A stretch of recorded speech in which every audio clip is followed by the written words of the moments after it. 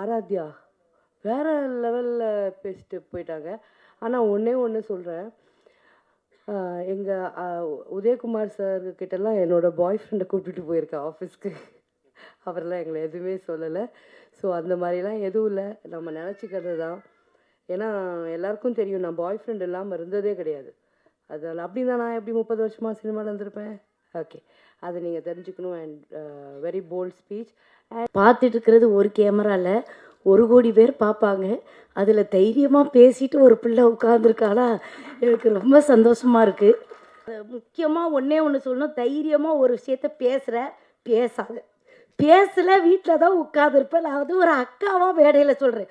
கோவம் வருதா மனசுக்குள்ளே வச்சுக்க, ரூமில் வச்சு எல்லா வேணாலும் திட்டிக்க, பப்ளிக்கில் சொல்லலை வச்சுக்க, படம் கிடைப்பது கடினமாக இருக்கும். அதனால் சில விஷயங்கள் எல்லாமே வந்து உள்ளுக்குள்ளே பேசிட்டு வெளியில் வந்து நம்ம நல்ல பிள்ளை மாதிரி நடிச்சுட்டு போயிடுறேன்.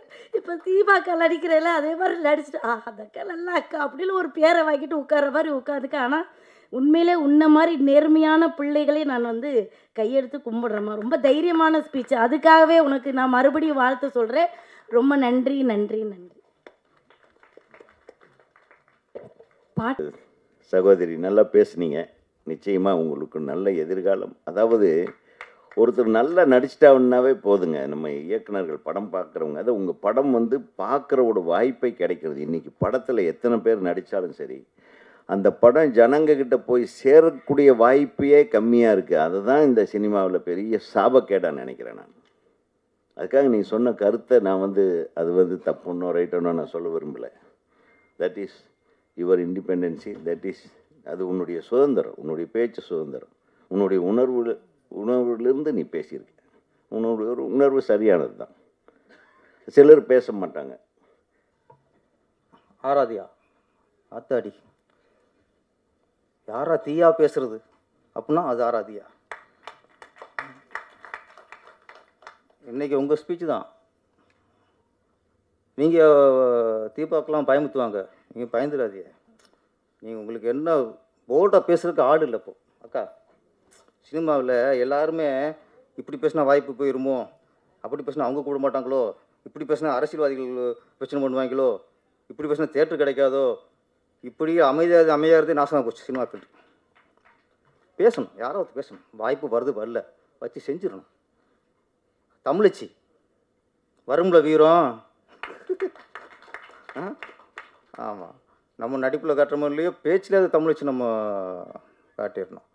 கவலைப்படாதீங்க, கண்டிப்பாக நம்ம இயக்குனர்லாம் ஒரு ஹீரோ போகிறதுக்கு தமிழ்காரனை பார்ப்பாங்க, ஒரு வில்லனை போகிறதுக்கு தமிழ்காரனை பார்ப்பாங்க, துணை நடிகர்லாம் தமிழ்காரனாக இருக்குன்னு பார்ப்பாங்க, கதாநாயகி பார்க்க மாட்டோம். எந்த டேட்டரும் அது வந்து நம்மளுக்கு யார் கரெக்டாக இந்த குழந்தை கதையாக இருக்குமோ கரெக்டாக இருக்குமோ அதை போட்டுருவாங்க. சீக்கிரம் நிறைய இயக்குநர்கள் தமிழ் இயக்குநர்கள் உங்களை அழைப்பாங்க, நீங்கள் கவலைப்படாதீங்க. ஓகே.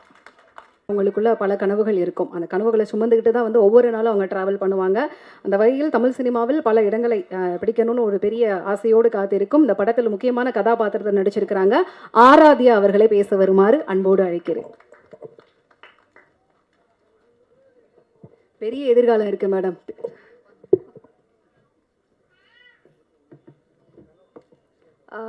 ஹாய், இங்கே இருக்க எல்லாருக்கும் என்னோட பெரிய வணக்கம். சார் எல்லாருக்கும் என்னோட வணக்கம்.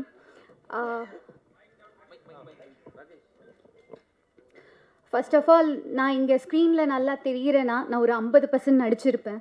பாக்கி 50 என்னோட டெக்னீஷியன்ஸ் எல்லாரும் சேர்ந்து ஒரு டீம் ஒர்க்காக தான் நீங்கள் பார்ப்பீங்க.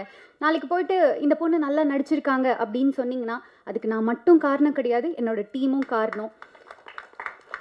ஸோ என்னோட director sir, cameraman sir, technicians, productions எல்லாருக்கும் மிகப்பெரிய நன்றி. முக்கியமாக இதுக்கு காரணமாக இருந்த ப்ரொடக்ஷன் சார், ப்ரொடியூசருக்கு ரொம்ப ரொம்ப பெரிய நன்றி. அதை தவிர்த்து மியூசிக் டைரக்டர் சார் ஒரு பெரிய ஜாம்பவான்களுக்கு மியூசிக் போட்டவங்க. அவங்க கூட இது என்னோட 4வது படம். நான் ரொம்ப பிளெஸ்டாக ஃபீல் பண்ணுறேன், ஹாப்பியாக இருக்குது. சார் ரொம்ப நன்றி சார். அப்புறம் ஆனந்தராஜ் சார், நான் சின்ன வயசில் வந்து பார்த்து பயந்த ஒரு பொண்ணு. நான் இன்னைக்கு ஆமாம். ஆனால் நான் குட்டியாக எனக்கு ஞாபகம் இருக்குது, பாஷாலாம் பார்க்கும்போது ஒரு சினிமா கனவோட பார்த்த ஒரு பொண்ணு நான். இன்னைக்கு அவங்க கூட நான் வந்து ஸ்க்ரீனை ஷேர் பண்ணுறேன்றது எனக்கு ஒரு மிகப்பெரிய பாக்கியம். பாண்டியில் எங்கேருந்தோ பாண்டியிலேருந்து வந்துட்டு இவ்வளோ எஸ்டாப்ளிஷ் ஆயிருக்காங்க. அதே மாதிரி நானும் பாண்டியிலேருந்து வந்தவ, பாண்டிச்சேரியிலேருந்து வந்த பொண்ணு. இன்னைக்கு அவங்க கூட நடிச்சிருக்கேன். கூடிய சீக்கிரம் நானும் உங்கள் எல்லாரோட பிளெஸ்ஸிங்லேயும் இந்த இடத்த பிடிப்பேன்னு நான் நம்புகிறேன். அப்புறம் சம்யுக்தா சாம் மேமோட இது வந்து ஒரு ஃபஸ்ட் ப்ராஜெக்ட் நினைக்கிறேன். மேம் வந்து அவ்வளோ சூப்பராக பண்ணியிருக்காங்க. ஒரு ஃபீமேல் லீடாக இங்கே இந்த இண்டஸ்ட்ரியில் சஸ்டெயின் பண்ணுறது முதல்ல வர்றதே ரொம்ப பெரிய கஷ்டம். அப்படி இருக்கும்போது எல்லாத்தையும் தாண்டி மேம் வந்திருக்காங்க. Ma'am, I'm really happy for you. அதை தவிர்த்து நான் ஒரு ஸ்பெஷல் தேங்க்ஸ் சொல்லணும். யாருன்னா டைரக்டர் சார். நீங்கள் பார்த்துருப்பீங்க, அங்கே வந்து நான் ஒரு ஆங்கிலோ இண்டியன் பொண்ணு. ஒரு ஆங்கிலோ இண்டியன் பொண்ணுக்கு மேபி நினச்சிருந்தா ஒரு ஹிந்தி பொண்ணை கூப்பிட்டுருக்கலாம், மேபி மலையாளி, அதெல்லாம் தவிர்த்து சார் ஒரு தமிழ் முகம், ஆனால் அவங்க ஆங்கிலோ இண்டியனுக்கு செட் ஆவாங்க அப்படின்னு நினச்சி சார் என்னை கேஸ் பண்ணியிருக்காங்க. இங்கே பொதுவாக ஹீரோயின்ஸ்க்கு வந்து ஒரு ஸ்டீரியோ டைப் வச்சுருக்காங்க. ஹீரோயின்ஸ் வந்து ஒரு 25 வயதுக்குள்ளே தான் இருக்கணும், முக்கியமாக அவங்களுக்கு கல்யாணம் ஆகியிருக்கக்கூடாது, பாய் ஃப்ரெண்ட்ஸ் இருக்கக்கூடாது, இப்படியெல்லாம் ஒரு ஸ்டீரியோ டைப் இருக்குதுன்னு நான் கடந்து வந்த சினிமாவில் பார்க்குறேன். மேபி அது எந்த வகையிலன்னு எனக்கு தெரியல. அப்படி ஒரு ஸ்டீரியோ டைப்பை சார் பிரேக் பண்ணி என் கதைக்கு இவங்கெல்லாம் தேவை அப்படின்னு சொல்லி எடுத்திருக்காங்க. இதுக்கு வந்து நான் சாரை வந்து ரொம்ப அப்ரிஷியேட் பண்ணுறேன். முக்கியமாக இப்போ நம்ம பார்த்துருப்போம், மாரி செல்வராஜ் சாரோட அந்த ஒரு இன்டர்வியூ பார்த்துருப்போம். சார் சொல்லியிருக்காங்க, டெடிக்கேட்டிவான ஒரு ஆர்டிஸ்ட்டை தான் நான் எடுத்தேன், அது மலையாளி அப்படியெல்லாம் நான் பார்க்கல, அவங்க டெடிக்கேட்டிவாக இருந்தாங்க, நான் எடுத்தேன் அப்படின்னு சொல்லி சார் சொல்லியிருந்தாங்க. சார், நாங்களும் இங்கே தமிழில் டெடிக்கேட்டிவான ஆர்டிஸ்ட் இருக்கோம் சார். ஏன்னா தெரியல சார், நானும் ஒரு 4 படங்கள் பண்ணியிருக்கேன் சார். அதில் வந்து காந்தி கண்ணாடி, அர்ச்சனா அம்மாவுக்கு டீனேஜாக பண்ணியிருப்பேன். முக்கியமாக பார்த்திங்கன்னா அது ஒரு கிராமத்து சப்ஜெக்ட், அதில் நான் பண்ணியிருப்பேன். அதுக்கு அப்படியே ஆப்போசிட் பார்த்திங்கன்னா கமர்ஷியல் பண்ணியிருப்பேன், ஸ்டண்ட்டு பண்ணியிருக்கேன், கமர்ஷியலான ஒரு சாங் பண்ணியிருக்கேன். சார் ஞாபகம் இருந்துச்சு, இங்கே பார்க்கும்போது சார் கூட ஞாபகம் வச்சு கேட்டாங்க, அப்படி ஒரு ப்ராஜெக்ட் பண்ணியிருக்கேன். டெடிக்கேட்டிவ்னா என்ன டெடிக்கேஷன் சார்? நாங்கள் எங்களால் முடிஞ்ச எஃபர்ட் போடுறோம், ஆனால் அது உங்கள் கண்களுக்கும் உங்களோட பார்வைக்கும் உங்கள் காதுகளுக்கும் வந்து சேரலை. அது எப்படி சேர்க்குறதுன்னு தெரியலை. மேபி மீடியா நீங்கள் தான் எங்களுக்கு சப்போர்ட் பண்ணி அவங்கக்கிட்ட கொண்டு போய் சேர்க்கணும். டெடிக்கேட்டிவான ஆர்டிஸ்ட் நாங்கள் தமிழ்லேயும் இருக்கோம். ஸோ நீங்கள் எல்லாருமே எங்களுக்கு சப்போர்ட் பண்ணோம்.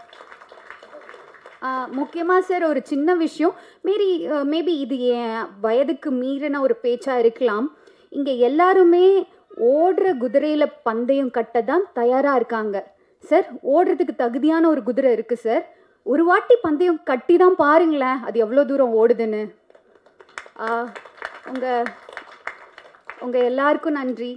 இங்கே இருக்க சில நல்ல உள்ளங்களோட சப்போர்ட்டில் தான் நான் இவ்வளோ தூரம் வந்து நிற்கிறேன். ஸோ என்றைக்கும் அவங்கள நான் மறக்க மாட்டேன். ரொம்ப நன்றி. Thank you so much. சார், நடிக்கிறதுக்கு முன்னாடி 5 நிமிஷம் பேச விட்டு தானே சார் ஓகே பண்ணீங்க? மாஸ்டர் பிளான் அப்படின்னு சொல்லிட்டு நிறைய விஷயங்கள் கேள்விப்பட்டிருக்கோம். எந்திரிச்சு கையை காட்டினப்பவே வந்து பெரிய பிளானோட இருக்காங்க அப்படிங்கிறது தெரிஞ்சிடுச்சு. பேசுகிற இடத்த வந்து ஒரு வைப் கிரியேட் பண்ணுறதுக்கு சில பேருக்கு நிறைய ப்ரிப்பரேஷன்ஸ் தேவைப்படும்.